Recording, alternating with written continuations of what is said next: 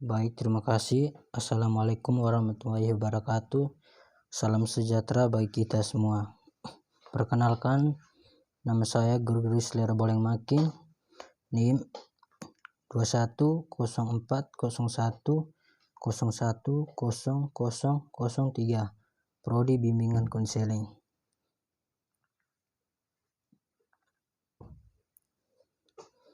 Di sini saya akan menjelaskan yang pertama, jelaskan perbedaan tulisan ilmiah dan non-ilmiah. Yang kedua, jelaskan pengertian artikel konseptual dan artikel arti penelitian. Yang ketiga, berikan contoh tulisan ilmiah dan non-ilmiah. Yang pertama, karya ilmiah bersifat objektif dan faktual berdasarkan fakta yang ada, sedangkan karya non-ilmiah bersifat subjektif dan fiktif atau berdasarkan imajinasi penulis. Karya ilmiah tidak bersifat persuasif, sedangkan karya non-ilmiah bersifat persuasif dan dapat merangsang imajinasi pembaca.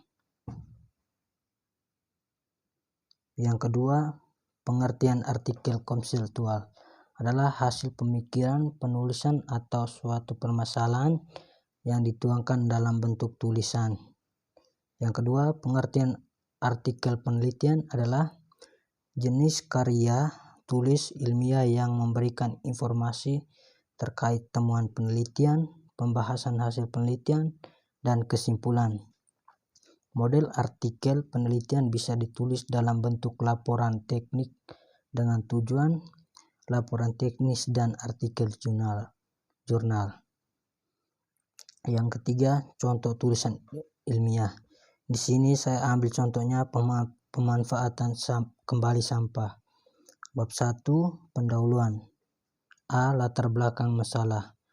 Belakang ini sampah menjadi konsen besar dunia karena permasalahan yang terus ditimbulkan. Ada banyak kerugian disebabkan oleh sampah yang berdampak bagi kesehatan manusia. Nampaknya masih banyak yang enggan mendaur ulang sampah sehingga menyebabkan sampah terus numpuk. Karena itu, penelitian mengenai manfaat kembali sampah penting untuk dilakukan. B. Rumusan masalah. Bagaimana cara memanfaatkan kembali sampah? C. Tujuan penelitian. Dapat mengetahui cara pemanfaatan kembali sampah. Bab 2, pembahasan.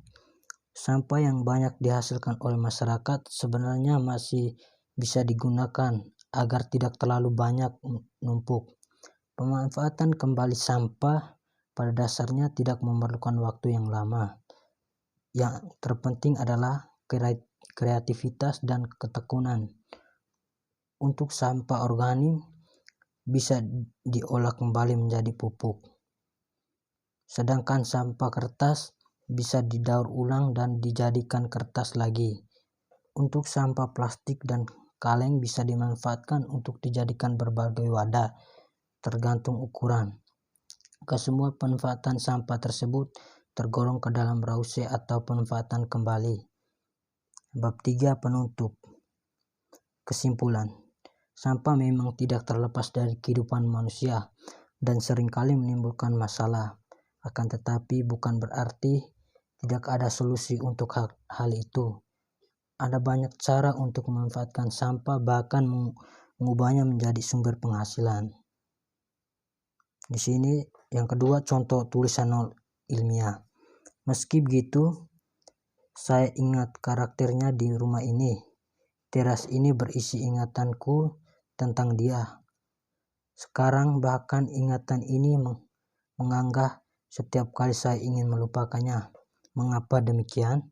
Saya tidak tahu. Mungkin saya sangat merindukan, dan ketika saya mengingat semua kenangan, sebuah bayangan muncul di kejauhan. Terima kasih, sekian presentasi dari saya.